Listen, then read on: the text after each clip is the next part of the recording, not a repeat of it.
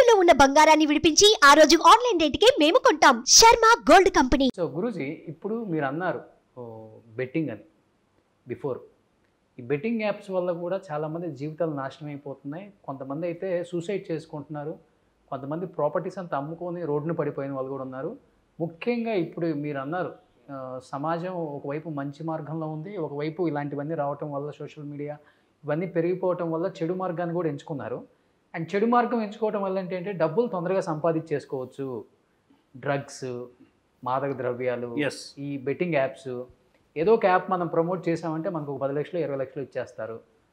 కొంతమంది జీవితాలు నాశనం అయితే నాశనం అయింది, మనకు తెలియదు కదా వాళ్ళు ఎవరో అనే స్థాయికి మన వాళ్ళు కూడా వెళ్ళిపోయారు. అండ్ రీసెంట్గా హర్ష సాయి ఇష్యూ కూడా మీకు తెలిసే ఉంటుంది. పెద్ద ఎత్తున కూడా ఆ అబ్బాయిని అందరూ కూడా గట్టిగా మాట్లాడారు, ఇది తప్పు అని చెప్పినప్పుడు కూడా ఆ అబ్బాయి గట్టిగా ఖండించాడు. నేను చేయకపోతే వేరే వాళ్ళు చేస్తారు కదా, వేరే వాళ్ళకి ఆపర్చునిటీ వస్తుంది కదా, అందుకే నేను వదులుకోవటం ఎందుకని చేశానని కూడా ట్రోల్ అవుతున్నాడు. మళ్ళీ ఎలా చూడొచ్చు ఈ బెట్టింగ్ యాప్స్ మీద? బెట్టింగ్ అనేది చాలా డేంజర్. అంటే ఇక్కడ నేను బాగా ఇప్పుడు నా దగ్గరికి క్లయింట్లు వస్తుంటారు, వచ్చి చాలామంది చెప్పేది ఏంటంటే మాకు బెట్టింగ్ యోగిస్తుందా అంటే మీకు ఏం మాయరోగం పుట్టిందిరా, ఎవడైనా జాతకం నాకు ఉద్యోగం వస్తుందా, పెళ్ళి అవుతుందా, సంతానం అవుతుందా, డబ్బు ఇది అడుగుతారు. కానీ నాకు కసినో వల్ల నాకు డబ్బులు వస్తాయా, బెట్టింగుల్లో డబ్బులు వస్తాయా, ఇదేం మాయరోగం రా మీకు, సంపాదించుకోకుండా ఇవేం మాయరోగాలు. బెట్టింగ్ యాప్లో ఓడిపోతే వాడు వచ్చి డబ్బులు లాక్కుంటాడు, మనం గెలిస్తే డబ్బులు ఇయ్యడు. బెట్టింగ్ యాప్లో జరిగేది ఏంది, ఎందుకంటే వాడు ఎక్కడి నుండి ఆపరేట్ చేస్తుండో మనకు తెలియదు కదా. వీళ్ళు తీసుకుంటారు, ఆడతారుగా పోగొట్టుకుంటారు తప్ప వచ్చేది ఉండదు. ఒకవేళ వచ్చినా వాడు టెంప్ట్ చేయడానికి ఫస్ట్ 2 సార్లు ఇచ్చి 3వ సారి మొత్తం లాక్కుంటాడు. అవును. ఒకవేళ వీడు డబ్బులు ఇవ్వకపోతే వీడి మీద దాడి చేసి వీడికి సంబంధించిన వ్యవహారాన్ని కనుక్కొని బ్లాక్మెయిల్ చేస్తాడు తప్ప వాడు గెలిస్తే, అంటే ఆడినోడు గెలిస్తే వాడు డబ్బులు ఇవ్వడు కంపెనీ వాడు, అంటే నష్టపోయేది ఆడినోడే నష్టపోతాడు. సో ఇలాంటి సందర్భంలో దాన్ని ప్రమోట్ చేయడము అంటే ఇట్ ఈజ్ వెరీ డేంజరస్ కదా. అసలు బెట్టింగ్ యాప్స్ తెలియని వాళ్ళు చాలామంది కూడా దాని ఊబిలోకి వెళ్ళిపోతూ ఉంటారు. బెట్టింగ్ యాప్స్ ఒకటి ప్రజెంట్ నేను నా దగ్గరకు వచ్చే క్లయింట్లలో బాగా సమస్యలు ఎదుర్కొంటున్న వాళ్ళు బెట్టింగ్ యాప్స్ వల్ల మోసపోయిన వాళ్ళు ఒకటి, రెండోది హనీ ట్రాప్లో ఇరుక్కున్న వాళ్ళు ఒకళ్ళు. ఈ ఇద్దరు నా దగ్గరికి చాలా ఎక్కువగా వస్తున్నారు. So it is very dangerous. ఎలా బయటపడేది వాళ్ళు? అసలు దాని జోలికి పోకుండా అయిపోతుంది కదా అంతే. ఇంకా ఇప్పుడు హనీ ట్రాప్ అనగానే ఫస్ట్ ఏం చేస్తారు, వాట్సాప్ మనకు ఫస్ట్ జరిగేది ఏంటంటే సోషల్ మీడియాలో ఇన్స్టాగ్రామ్లో కానీ ఫేస్బుక్లో కానీ మెసేజ్ పెడతారు. ఒక అమ్మాయి ప్రొఫైల్ ఉంటుంది, ఒక నార్త్ ఇండియా అమ్మాయి, ఢిల్లీ కానీ నోయిడా కానీ, ఇది బాగా జరిగేది అక్కడ నుండే. ఆ నోయిడా ఢిల్లీ నుండి మనకు మెసేజ్ వస్తుంది. ఒక అమ్మాయి ఏదో ప్రియానో ఎల్లమ్మనో మల్లమ్మనో పేరు పెట్టుకుంటుంది, మెసేజ్ పెడుతుంది. మెసేజ్ పెట్టి మెల్లగా మనల్ని ముగ్గులోకి దించుతుంది. దించిన తర్వాత మన నెంబర్ తీసుకుంటుంది. మన నెంబర్ తీసుకొని వాట్సాప్ చాట్ చేస్తుంది. తర్వాత సడన్గా ఏమంటుంది, వీడియో కాల్ చేద్దామా అంటుంది. వీడియో కాల్ చేద్దామనగానే మనోళ్ళు సహజంగానే బ్రహ్మకైనా పుట్టు రిమ్మ తెగులు అని మనోళ్ళు ఉపకారం తింటారు కాబట్టి మగవాళ్ళు ఏమవుతుంది జనరల్గా టెంప్ట్ అవుతారు. టెంప్ట్ కాగానే ఏం చేస్తుంది, న్యూడ్ చాటింగ్ చేద్దామా అంటుంది. అనగానే వీడేం చేస్తాడు, టెంప్ట్ అయిపోయి ఓకే అంటాడు. అనగానే ఫస్ట్ అవతల ఆ అమ్మాయి ఏం చేస్తుంది, న్యూడ్ చాట్ స్టార్ట్ చేస్తుంది. న్యూడ్ చాట్ స్టార్ట్ చేయగానే వీడియో చాట్ స్టార్ట్ చేయగానే ఆటోమేటిక్ వీడికి కాన్ఫిడెన్స్ వస్తుంది. ఒక అమ్మాయి బట్టలిప్పి అవతల న్యూడ్గా ఉంది అంటే వీడికి కాన్ఫిడెన్స్ వస్తుంది. ఆ అమ్మాయి ఒక్కటి ఉండదు అక్కడ, ఆ అమ్మాయి వెనకాల 10 మంది మగవాళ్ళు రెడీగా కూర్చొని ఉంటారు. సో న్యూడ్ చాట్ స్టార్ట్ చేసి ఏమంటుంది అంటే నువ్వు కూడా న్యూడ్గా తయారుగా అంటుంది. అనగానే వీడేం చేస్తాడు, టెంప్ట్ అయిపోయి వీడు న్యూడ్గా తయారవుతాడు. న్యూడ్గా తయారయ్యాక ఒక 2 నిమిషాలు వీడియో రన్ కాగానే వీడు ఏం చేస్తాడు, ఎక్కడో వీనికి డౌట్ వచ్చి ఫోన్ కట్ చేస్తాడు. కొద్ది డౌట్ వచ్చినాక ఈ లోపల వీడు మాట్లాడిన న్యూడ్ చాట్ వీడియో డైరెక్ట్గా వీరి వాట్సాప్కి వచ్చేస్తుంది. 5 నిమిషాల వీడియో రాగానే వీడు గజగజ వణుకుతాడు. ఆ అమ్మాయికి వచ్చిన నష్టమేం లేదు, ఆ అమ్మాయి ఎవరో తెలియదు. ఆ అమ్మాయి ఫోటో చిన్నగా ఉంటుంది, వీడి ఫోటో పెద్దగా ఉంటుంది న్యూడ్ చాట్లో. మంచి వీడియో, నా అకౌంట్కి 50,000 అయ్యి, లేకుంటే యూట్యూబ్లో పెట్టేస్తా. నెక్స్ట్ వార్నింగ్, ఇది హనీ ట్రాప్.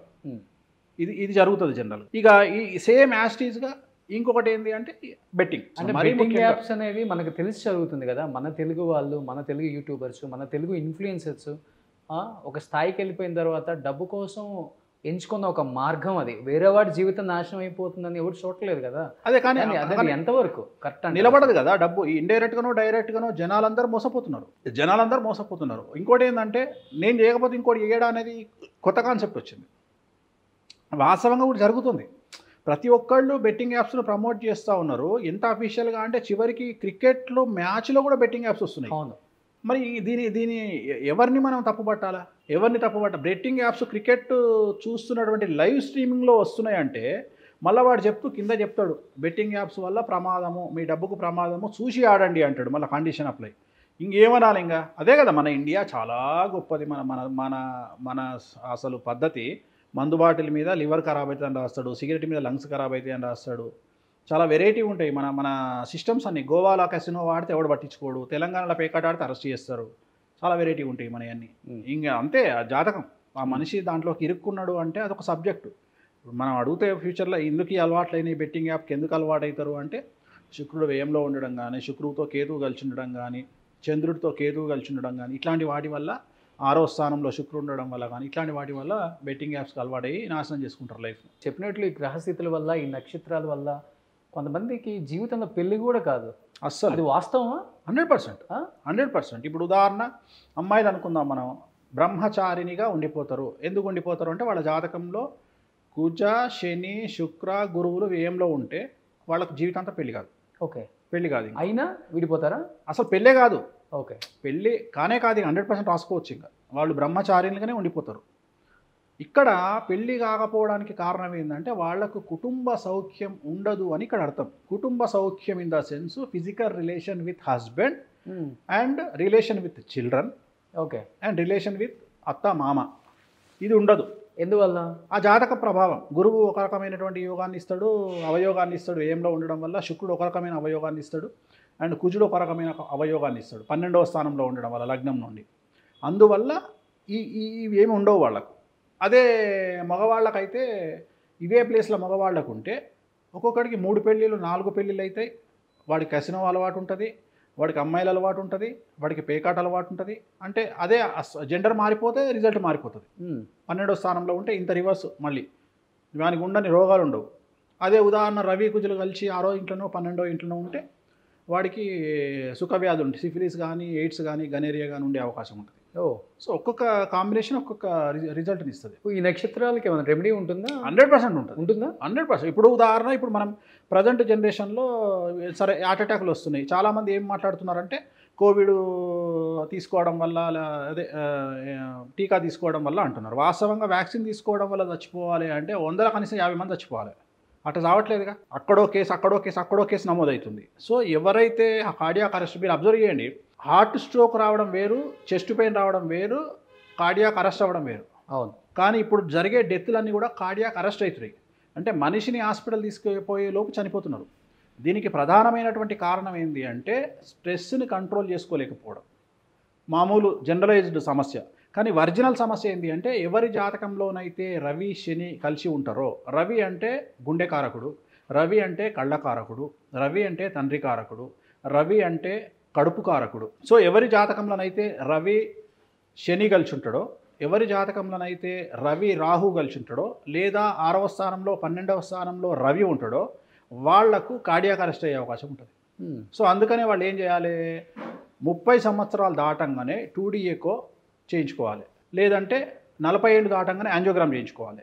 దానివల్ల వాళ్ళు సైంటిఫిక్గా అంటే డాక్టర్ గైడెన్స్ వల్ల బయటపడతారు. అట్లనే కొన్ని పూజలు ఉంటాయి రవికి సంబంధించి. ఆదివారం నాడు రెడ్ కలర్ బట్టలు వేసుకోవడము, తర్వాత ఆదివారం నాడు అన్నంలో బెండకాయ దొండకాయ కలిపి ఇంటిపైన పెట్టడము, కొన్ని రెమెడీస్ ఉంటాయి. ఆ రెమెడీస్ చేయడం వల్ల వీళ్ళు ఆ కార్డియాక్ అరెస్ట్ నుండి తప్పించుకునే అవకాశం ఉంటాయి. దీనికి రెమెడీ ఉంది, ప్రతి దానికి రెమెడీ ఉంది. జ్యోతిష్య శాస్త్రం అనేది అంధకార బంధురంలో ఉండేటువంటి వ్యక్తిని బయటికి తీసుకురావడం కోసం ఉపయోగపడేటువంటి ఒక లైట్ లాంటిది. సుమన్ టీవీలో మీ పర్సనల్ అండ్ బిజినెస్ ప్రమోషన్స్ కోసం కింది నెంబర్కి కాంటాక్ట్ చేయండి.